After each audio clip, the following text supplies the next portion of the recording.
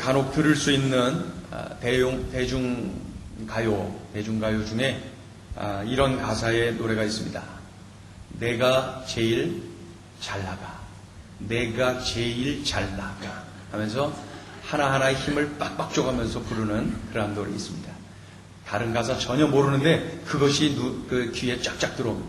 내가 제일 잘 나가. 아주 반복해가면서 자기가 제일 잘 나간다고 외쳐대는 그러한 노래입니다. 내가 제일 잘 나가. 오늘 본문을 보면은 그 당시에는 다윗이 제일 잘 나가. 다윗이 제일 잘 나가. 정치, 경제, 국방 등등 다윗은 전성기를 누립니다. 잘 나갑니다. 최고의 왕이 되었습니다. 다윗의 이름으로 하지 못할 일이 없어요. 다 돼. 다윗 그 이름만 앞세우면 모든 것이 다 되었습니다. 다윗이 제일 잘 나가. 그런데 제일 잘 나가는 그때에 유혹이 왔어요. 시험이 왔어요. 우리 2절 3절을 한 번 더 읽어볼까요? 2절 3절 시작. 저녁 때에 다윗이 그의 침상에서 일어나 왕궁 옥상에서 거닐다가 그곳에서 보니 한 여인이 목욕을 하는데 쉼이 아름다워 보이는지라. 다윗이 사람을 보내 그 여인을 알아보게 하였더니 그가 아뢰되 그는 엘리암의 딸이요 햇사람 우리아의 아내 밧세바가 아니니까 하니. 예? 심부름을 다녀온 신하가 분명하게 말했어요. 우리아 장군, 이 우리아의 아내 밧세바입니다. 이렇게 말이죠. 목욕을 하는 여인을 이렇게 보게 되었는데 그 여인이 누구인지를 알아보게 하죠. 다녀온 부하가 뭐라 그래요? 우리아 장군의 아내 밧세바입니다. 그런데 4절을 보면은 다윗이 또다시 전령을 보냅니다. 왜요? 밧세바를 데려오라. 그리고 결국 동침을 하고 맙니다. 다윗의 이름으로 무엇이든 할 수 있어요. 다윗의 이름으로 무엇이든 가능해요. 왕의 이름으로 무엇이든 할 수 있었어요. 결국 성공 가도를 달리고 있는 그때가 가장 강한 때인 줄로 알았는데 가장 약한 때였다라는 것을 알 수가 있습니다. 내가 제일 잘 나가 할 때가 내가 제일 약할 때다라는 것을 우리에게 보여주고 있습니다. 그때가 가장 넘어지기 쉬운 때라는 것이죠. 다윗은 결국 밧세바를 데리고 와서 하룻밤을 같이 보내고 다시 그녀의 집으로 돌려보냅니다. 다윗은 밧세바를 집으로 돌려보내면 아무도 모를 줄로 알았어요. 남편 우리아 장군은 전쟁터에 나갔거든요. 그러니 아무 일 없이 그냥 지나갈 것으로 생각을 했던 것이죠. 그런데 큰일이 벌어졌어요. 밧세바가 임신을 한 것입니다. 밧세바로부터 그 소식을 들은 다윗은 가장 먼저 생각했어요. 무엇을요? 어떻게 숨기지? 나의 죄를 어떻게 감출 수가 있을까? 그것에 집중하는 그의 모습을 볼 수가 있어요. 다윗은 하나님에 대한 마음을 완전히 잃어버렸어요. 하나님의 눈은 상관없이 사람의 눈만 속이면 된다고 생각을 하고 있는 것이죠. 여러분, 이 죄가 다윗을 이렇게 만들어버렸어요. 그 탁월한 믿음의 용사 다윗을 이러한 존재로 전락시킨 것이 바로 죄라는 거예요. 죄가 이렇게 무섭습니다. 우리 그리스도인에게 가장 약한 시간이 언제일까요? 여러분, 우리 자신에게 가장 약한 때가 언제일까요? 그것은 바로 내가 제일 잘 나갈 때입니다. 내가 제일 잘 나갈 때가 바로 내가 제일 약할 때라는 것을 우린 분명히 깨달아야 됩니다. 내가 건강할 때, 내가 내 인생의 왕이 되었을 때, 내가 마음만 먹으면 무엇이든 가능할 때, 그때가 가장 약할 때라는 것을, 넘어지기 쉬울 때라는 것을 우리는 알아야 되는 것입니다. 우리도 느끼고 있지만은 미국이란 나라가 한 10여 년 전부터 급격하게 아주 송두리째 흔들리고 있고 약해지는 것 전 세계가 다 느끼고 있습니다. 세계 여러 나라들에 대한 영향력도 줄어들고요. 미국이 한마디 하면은 뭐 안 되는 게 없었는데 요즘은 미국을 우습게 여기는 나라도 많이 생겨나고요. 그래서 한 10여 년 전부터 미국이란 나라는 자존심이 많이 떨어져 있고 자신들의 장래에 대한 위기의식도 다 품게 되는 그러한 나라가 되고 말았어요. 그러한 중에 이거 원인이 뭐냐? 이거 무슨 대안을 좀 찾아야 되지 않느냐? 그래서 그 분야, 모든 분야에 그 대표할 수 있는 인재들이 모여서 토론을 하기 시작했어요. 여러 날 토론을 벌이고 그 보고서 형식으로 그것이 출간이 되었습니다. 그 보고서에 담긴 결론은 뭐예요? 미국이란 나라가, 이 거대한 나라가 흔들리게 된 것은 미국의 건국 정신, 기독교 정신, 특별히 그 속에 담겨있는 청교도 정신을 잃어버린 데서부터 흔들리게 된 것이다. 이런 결론을 내렸어요. 특별히 교육 분야에서 미국의 정체성을 잃은 것이 치명적이었다라고 이야기들을 모았습니다. 이 과정에서 가장 비판을 받은 지도자가 누구예요? 바로 존 F. 케네디입니다. 젊은 날 대통령이 되어서 암살당해 죽은 그 존 F. 케네디. 그는 재임 중에 미국은 자유를 존중하는 국가이기 때문에 종교도 자유로워야 된다. 그래서 기독교만 고집할 것이 아니라 불교도, 이슬람도, 그리고 어떤 종교들도 다 평등하게 대우를 해야 된다. 그래서 공립학교에서는 성경을 가르치지 말라. 그런 법을 만들어버렸어요. 공립학교에서는 성경을 가르치지 말라. 그것이 계속 이어지고 있는 것이죠. 성경을 가르치지 말라. 기도문 만들어서 외우도록 하지 말라. 십계명 가르치지 말라. 분명하게 법을 만들어서 통과시킨 사람 존 F. 케네디. 그런 조치가 있은 지 10여 년이 지나면서 미국 사회의 도덕성이 흔들리기 시작했고 가치 기준이 없어지기 시작하면서 그러한 성경 없는 그 학교에서 교육을 받은 학생들이 성인이 되어가면서 그 나라의 가치관, 도덕성 마구 흔들리게 된 거예요. 정치, 경제, 국민생활 전체가 흔들리기 시작을 했다는 것입니다. 그래서 그 토론에서 대안이 제시되었어요. 그 대안은 참으로 간결합니다. 미국이 사는 길은 다시 성경으로 돌아가는 길이다. 이것이 그 토론의 결론이었어요. 미국이 사는 길은 다시 성경으로 돌아가는 길이다. 여러분, 미국의 전성기 때 미국이 제일 잘 나가 할 때에 미국이 성경을 놓쳤어요. 성경을 놓치고 말았어요. 어려울 때는 그토록 하나님을 의지하고 메이플라워호를 타고 그 땅에 가서 말이죠. 그 땅에 정착하는 중에 철저하게 하나님 믿고 기독교 정신으로 나라를 세우고 말이죠. 철저한 기독교 국가로 계속해서 성장해 나가더니 전성기 때에 성경을 놓치고 말았어요. 그 성경 중심의 나라 미국이 성경을 놓치고 나니 내가 제일 잘 나가 할 때 그때에 무너지고 말더라는 것이죠. 세계 중심에 우뚝 서고 가장 잘 나갈 때에 성경을 놓치고 말았어요. 잘 나갈 때에 가장 조심해야 됩니다. 잘 나갈 때 더욱더 조심해야 됩니다. 그래서 고린도전서 10장 12절이 말씀합니다. 그런즉 선줄로 생각하는 자는 넘어질까 조심하라. 선줄로 생각하는 자는 넘어질까 조심하라. 쉽게 표현하면 내가 제일 잘 나가 할 때 조심하라는 거예요. 겸손하라는 것입니다. 잘 될 때 더 겸손하고 잘 풀릴 때 더 낮아지고 형통할 때 더 자신을 살필 줄 알라라고 말씀하고 있는 것입니다. 내가 제일 잘 나가 그때가 가장 약한 때입니다. 그때가 가장 넘어지기 쉬운 때라는 것을 우리는 명심해야 되겠습니다. 우리 크게 한번 외쳐보겠습니다. 언제나 겸손하겠습니다. 잘 안 나갈 때는 겸손한데 잘 나갈 때가 문제. 다윗처럼 말입니다. 다윗이 그 왕으로서 전성기를 구가할 때에 바로 이렇게 넘어지는 일이 일어나고 만 것입니다. 다윗이 골리앗을 만났을 때 기억나지요? 그때 그의 신분은 뭐예요? 그저 평범한 별볼일 없는 양을 치는 목동이었을 뿐입니다.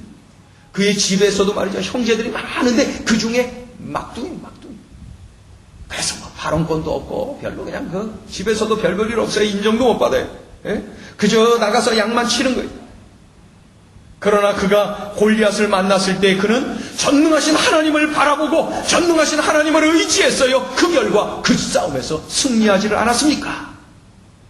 놀라운 역사가 일어난 것이죠. 골리앗이라고 하는 시험을 그렇게 이겨냈습니다. 그런데 밧세바라는 시험을 치르게 되죠. 밧세바라고 하는 시험. 이때 그의 신분은 뭐예요? 왕의 왕. 인정받는 왕, 대단한 권력자, 그의 이름으로 안 되는 일이 없는 엄청난 왕, 바로 그 신분이었어요. 오늘 읽은 1절을 보면은 우리가 알 수 있어요. 전쟁을 치르는 중인데도 군대만 내보내고 다윗은 나가질 않아요. 군대 내보내고 그저 모든 걸 맡겨요. 늘 전쟁에 앞장서서 나갔던 이 다윗이 군대에 내보내고 자기는 그 궁전 안에 있는 것입니다. 그래도 넉넉하게 이기고 올 정도로 국방이 튼튼하고 정치력도 대단한 아주 만사 형통을 누리는 아주 강한 왕 다윗이었어요. 그러나 그가 밧세바라는 시험을 넘어가지 못하고 넘어지고 맙니다. 왜입니까? 하나님을 바라보지 않고 자신의 권력을 바라봤어요. 하나님이 왕이라고 믿고 의지하지 않고 자신이 자신의 인생의 왕이었어요. 자신의 이름으로 모든 것이 가능했거든요. 그 결과 그는 넘어지고 만 것입니다. 자신의 권력, 자신의 명성, 자신의 탁월함을 바라보고 결국은 넘어지고 만 것입니다.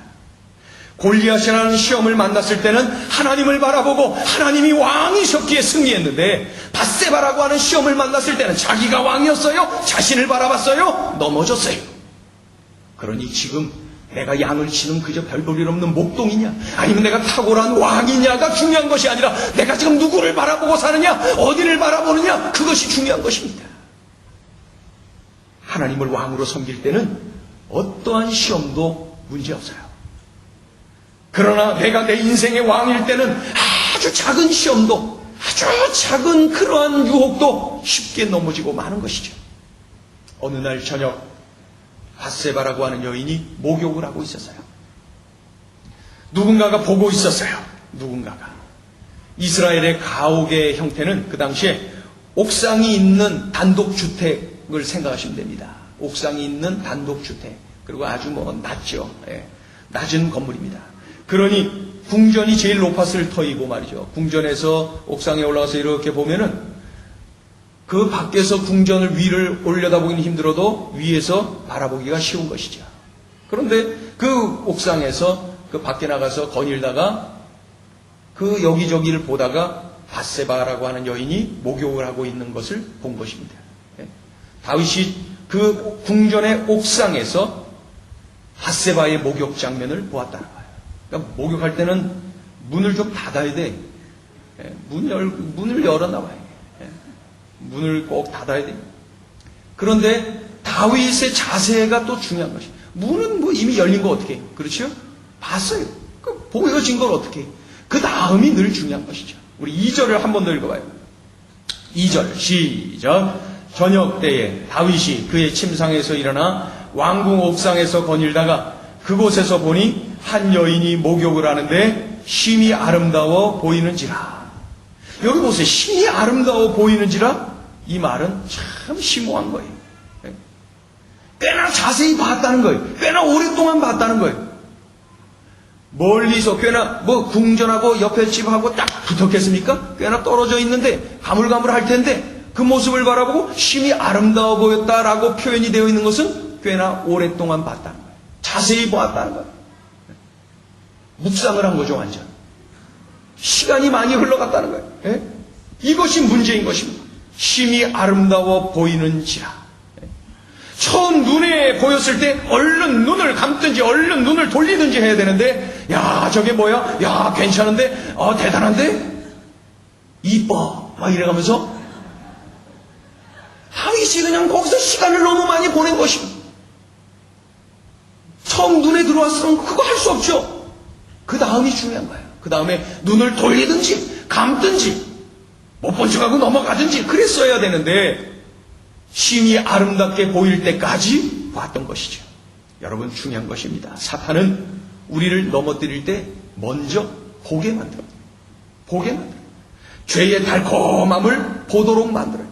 아담과 하와 먹지 말라고 하는 선악을 알게 하는 나무의 열매를 보았어요. 보함직했어요. 그러다 보니까 자꾸 먹음직스럽니 탐스럽니 어쩌니 하면서 점점 이어지는 것입니다. 보는 게 문제. 자꾸 보는 게 문제. 이스라엘이 가나안 땅을 점령해 나가는데 여리고성을 무찌르고 그 다음에 그냥 여세를 몰아서 아이성을 또 전멸하기 위해서 아이성을 향하여서 공격하지 않아요.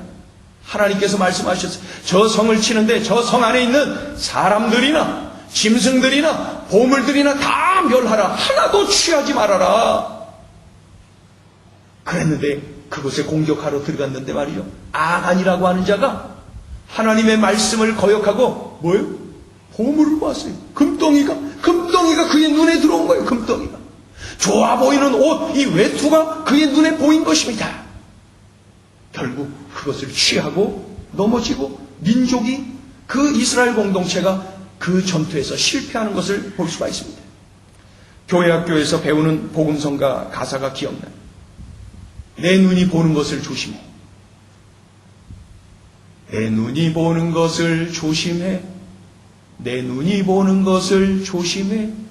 위에 계신 주께서 내려보고 계시니 내 눈이 보는 것을 조심해. 진리. 눈이 보는 것을 조심해야 되는 것이죠. 시편 119편 37절이 말씀합니다. 내 눈을 돌이켜 허탄한 것을 보지 말게 하시고 주의 길에서 나를 살아나게 하소서. 잘못 보면은 죽는 거예요. 그러니 주의 길에서 나를 살아나게 하소서. 생명을 얻게 해주옵소서. 보지 말아야 될 것을 보면 안 되는 것입니다. 죄는 눈으로 시작되는 거예요.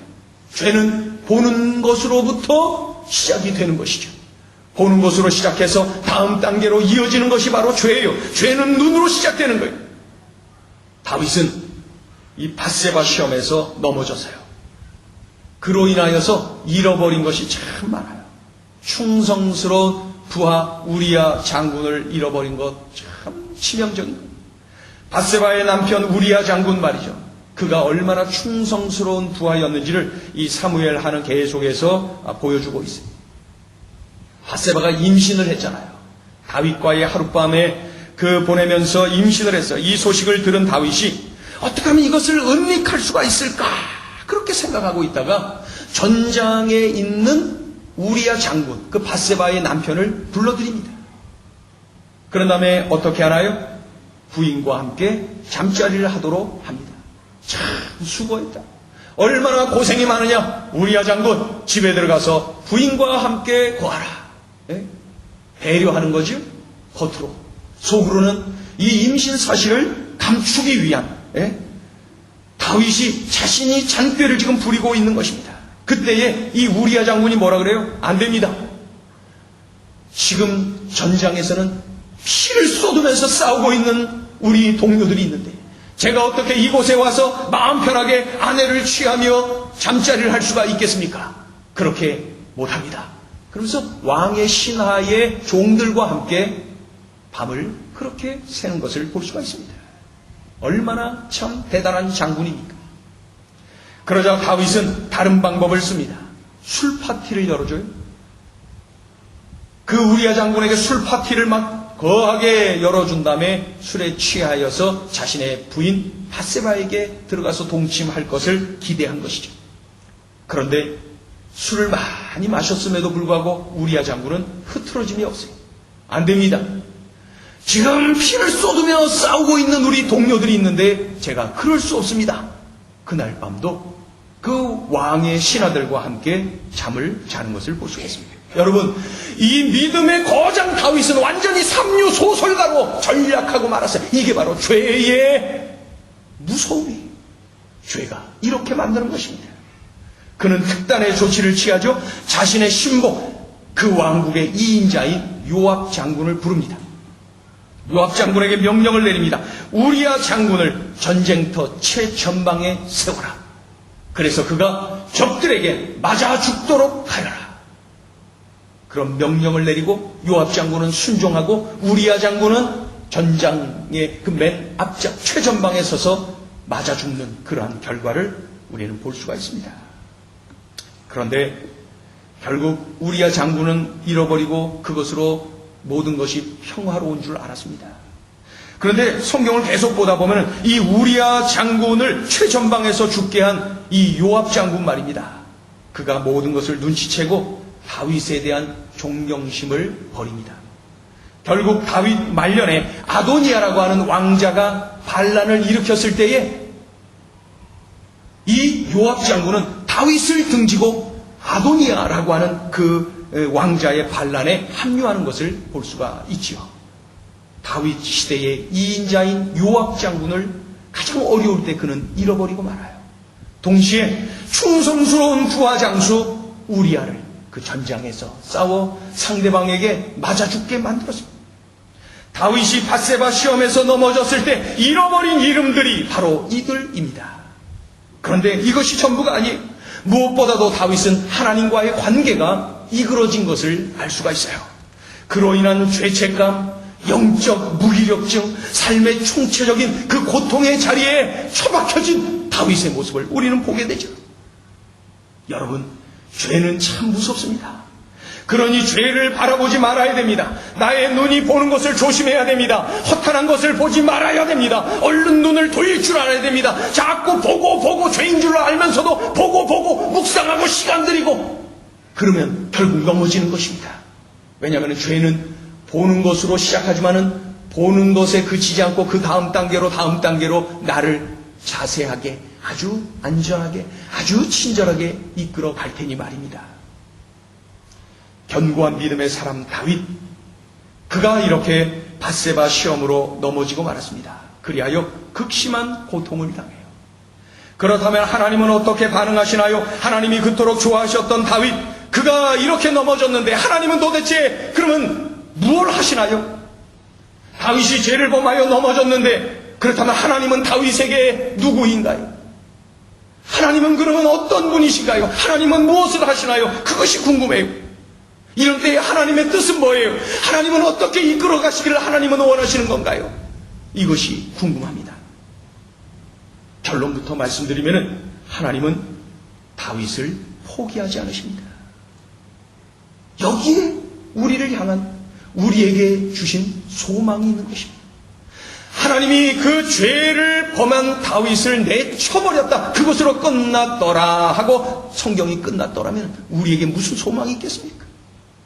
나는 다윗과 같지 않아, 나는 죄가 없어 라고 말할 수 있는 사람이 이 자리에 누가 있습니까? 저를 포함해서 우리 모두가 다 죄인이요 죄를 범하면서 살아가는 존재들인데 말이죠. 다윗을 포기하지 않으시는 하나님, 그분이 바로 우리의 유일한 소망인 것입니다. 이 사실이 우리에게 소망이요, 포기하지 않으시는 하나님이 바로 우리의 아버지시라는 것이죠. 하나님은 나단 선지자를 다윗에게 보내십니다. 다윗 시대에 나단이라고 하는 선지자. 그래서 그 이스라엘이나 남유다나 이런 역사를 보면은 그 시대마다 하나님이 쓰시는 주의 종들이 있어요. 그 선지자들 말이죠.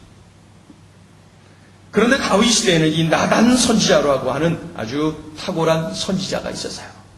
나단 선지자가 하나님의 음성을 듣고 다윗에게 그대로 전합니다. 다윗 왕에게 이런 이야기를 합니다. 한 성읍 안에 아주 큰 부자가 있습니다. 참 말로 표현하기 힘든 엄청난 부자가 있었어요. 그런데 그 동네에 아주 가난한 사람도 있었습니다. 그 사람이 얼마나 가난하냐면요, 암양 새끼 한 마리가 유일한 재산입니다. 암양의 새끼 한 마리, 그 양 새끼 한 마리가 유일한 재산입니다. 그래서 마치 그 새끼 양 한 마리를 딸자식 키우듯이 키우고 있었습니다.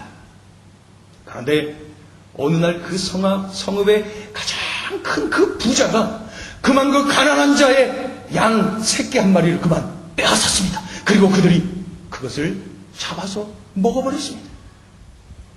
그 소리를 들으면서 다윗이 발끈합니다. 뭐야? 아니 그러한 나쁜 놈이 있나? 그러면서 흥분을 합니다. 그 자에게 4배로 갚으라고 말하라. 이런 고약한 놈, 이런 나쁜 놈. 다윗이 막 흥분합니다. 그때 그 타이밍을 놓치지 않고 나단 선지자가 이렇게 말합니다. 당신이 그 사람입니다. 당신이 바로 그 사람입니다. 그 나쁜 놈이 바로 당신입니다. 정확하게 짚어주죠. 나단 선지자의 책망을 들은 때 다윗의 자세는 어떠했어요? 핑계대고 항거하고 이놈을 당장 죽여라 라고 소리쳤나요? 아니, 눈물을 흘리며 하나님 앞에 엎드립니다. 회개합니다. 회개. 간절한 회개, 눈물의 회개, 삶의 대전환이 일어나는 회개, 그것이 바로 죄를 깨달았을 때의 다윗의 자세였습니다. 다윗의 위대함은 바로 여기에 있어요. 다윗이 다윗 될 수 있었던 것은 바로 여기에 있는 거예요. 분명한 것은 하나님의 은혜는 나의 죄의 크기보다도 크다는 것을 여러분 명심하세요. 나의 죄의 크기가 얼마나 큽니까? 그런데 이거보다도 하나님의 은혜는 더 크다는 거예요. 하나님의 은혜가 나의 죄를 다 덮고도 남음을 믿으시기를 축원합니다. 하나님의 은혜는 나의 죄를 다 덮고도 남아요. 다 덮고도 남아요. 그래서 내가 죄를 깨달았을 때 나의 죄를 끌어안고 하나님 앞에 내어 맡기고 하나님 앞에 통해 자복하고 하나님 앞에 울며 간절히 회개할 때에 그 크신 하나님의 은혜가 나의 죄를 씻어주시고 덮어주시고 나를 치료해 주시는 것이죠. 다윗이 죄를 범하여 타락하고 하나님과 멀어지고 헤매고 있을 때 하나님은 나단 선지자를 보내셔서 죄를 깨닫게 해주셨어요. 그때 다윗이 들켰구나 라고 절망하지 아니하고 하나님의 관심, 하나님의 사랑임을 깨닫고 하나님 앞에 눈물로 회개하는, 진심으로 회개하는, 하나님 앞에 삶의 놀라운 전환이 일어나서 하나님께로 돌아오는 그의 모습을 볼 수가 있습니다. 여러분, 내가 죄를 범했는데도 불구하고, 내가 극심한 죄를 범했는데도 불구하고 하나님은 나에게 형통한 길로 이끌고 계십니까? 내가 만사 형통의 길로 가고 있습니까? 그것은 좋은 것이 아니라 형벌입니다. 그것이야말로 형벌입니다. 왜요? 이미 하나님은 무관심하시니까.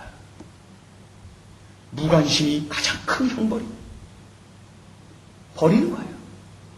그러나 내가 죄를 범했을 때 깨닫게 해주시고 내게 징계를 주신다면 그것은 축복이, 하나님이 나를 여전히 사랑하신다는 것이고 하나님이 나에게 관심을 갖고 계신다는 것이고 내 삶에 개입하시고 관여하신다는 것이니까요.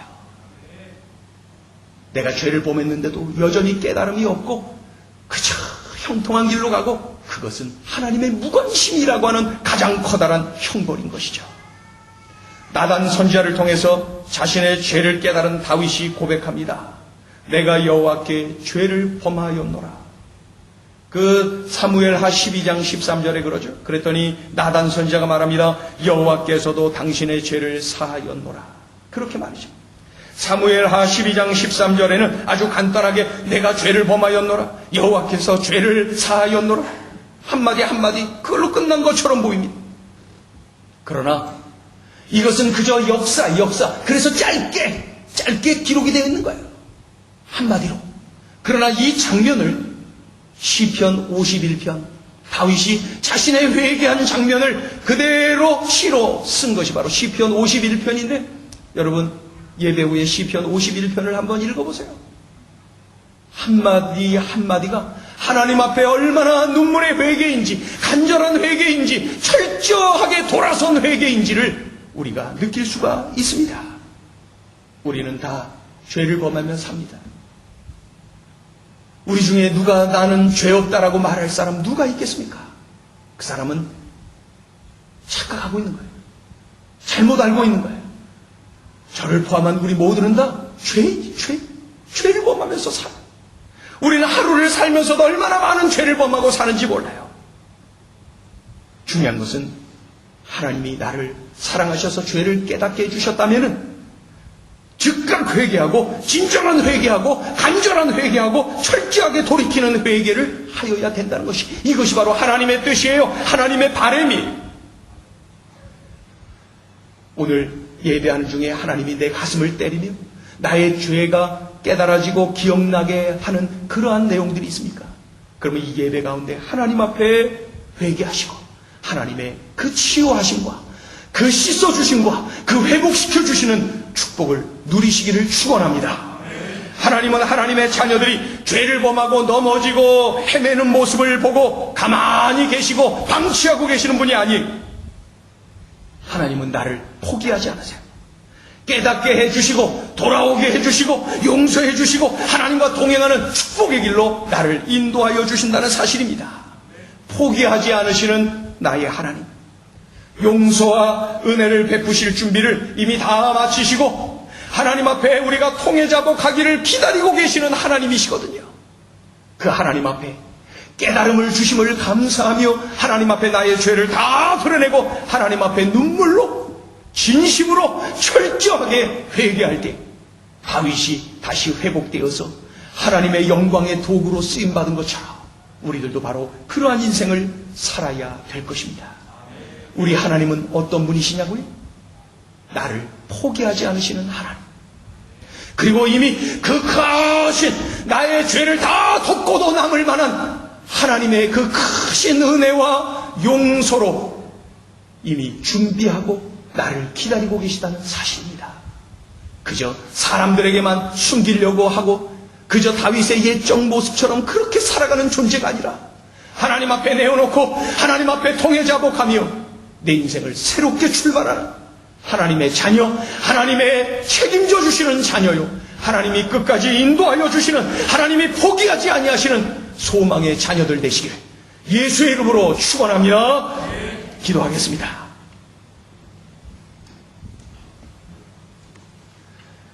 하나님 아버지, 그 탁월한 믿음의 거장 다윗도 이러한 죄를 범했습니다.